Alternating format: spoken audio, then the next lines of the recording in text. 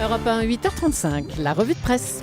La revue de presse avec Natacha Polony. Bonjour Natacha. Bonjour Thomas, bonjour Julie et Bonjour. bonjour à tous. Ce matin, en une de vos journaux, l'ambiance est tendue. On craint pour les municipales. Le Monde municipal, la grande peur des élus face au risque FN. L'Opinion, comment le FN séduit la France des néo-ruraux. On s'agace contre le gouvernement. Les Échos, travail le dimanche, le gouvernement piégé. Le Figaro, immobilier, la politique de Duflot aggrave la crise. Libération, Hollande, une question d'autorité. Couac, couac, couac. On lit beaucoup de couac dans la Mais presse oui, ce matin. exactement, ça fait très marre des canards. Libération s'énerve de nouveau contre les ratés de la com présidentielle et comme en écho, les camarades socialistes se lâchent dans Marianne. L'incohérence, ça suffit.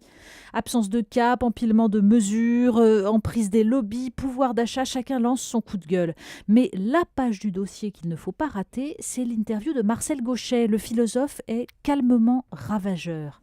N'oublions jamais que pour François Hollande, le cap qui commande tout le reste, c'est 2017 et la possibilité d'une réélection. Et plus loin, Nicolas Sarkozy voulait normaliser la France avec enthousiasme. Il trouvait que nous faire passer sous la table libéralo-européenne était un objectif excellent.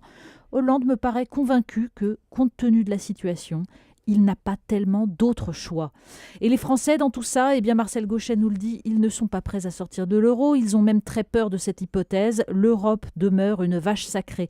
Marcel Gauchet parle de blocage morbide. On entend surtout jeu de dupes et lâcheté à tous les étages. Et cette une de Libération, je vous la montre sur europe1.fr. Elle est assez réussie, honnêtement, esthétiquement. Hollande, une question d'autorité. Oui, avec ce bleu, blanc, rouge devant ce visage à moitié coupé, comme s'il était un peu borgne, qu'il ne savait pas où il allait. Le travail du dimanche.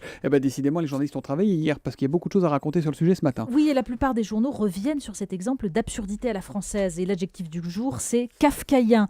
Mais ce qui est intéressant, c'est la façon dont chacun tente de peser le pour et le contre. C'est très modéré aujourd'hui. Pour Philippe Vaucan, dans Le Républicain Lorrain, par exemple, il faut se méfier d'une logique qui voudrait grignoter les droits au nom d'un hypothétique gain de croissance.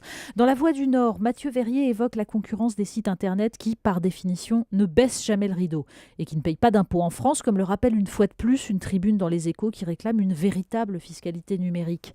Les modes de consommation et de commercialisation évoluent, écrit Mathieu Verrier. Répondre aux multiples aspirations des acheteurs, commerçants, salariés et touristes demandera plus qu'un bricolage du dimanche. Vous faites vos courses sur Internet, vous, le dimanche ou pas? Ça vous arrive? J'ai d'autres choses beaucoup plus intéressantes à faire. Oui, ça biberonne, ça biberonne. Le centre, évidemment, les centres au centre des journaux. Oui, parce que pendant ce temps-là, tout le monde observe, avec un peu d'ironie, il faut le dire, les grandes manœuvres entre le MoDem et l'UDI.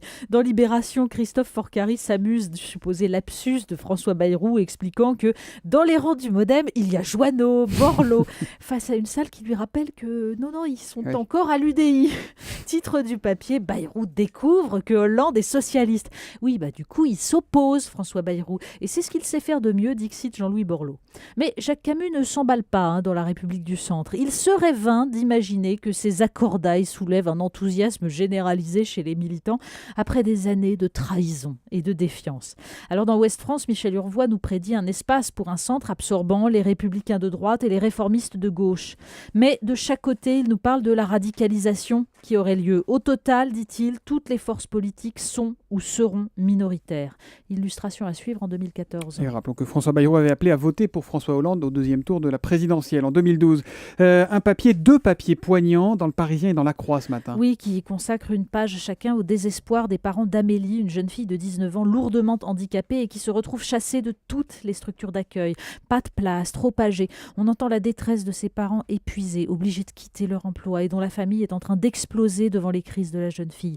C'est le quotidien des familles de handicapés adultes dans un pays qui attend seulement la saisie de la justice pour agir. On parle aussi de laïcité, beaucoup dans la presse. Oui, à lire également ce matin 2 textes, une interview de l'anthropologue Dounia Bouzard. Elle explique pourquoi, après avoir souhaité que l'on remplace 2 fêtes religieuses chrétiennes par des congés pour l'Aïd et Yom Kippour, elle renonce.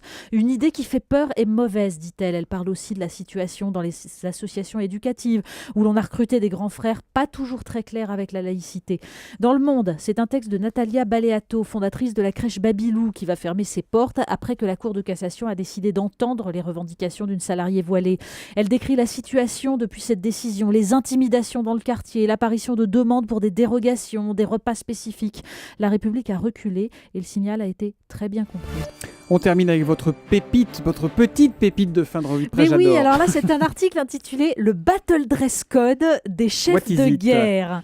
Oui, c'est une page de considération sur les tenues de François Hollande, Barack Obama ou Vladimir Poutine. Battle Dress Code de repoussant pour Kadhafi. Bachar el-Assad, en revanche, qui a fait ses études à Londres, porte des costumes very chic. Suivent des considérations sur la virilité dans le port de la moustache.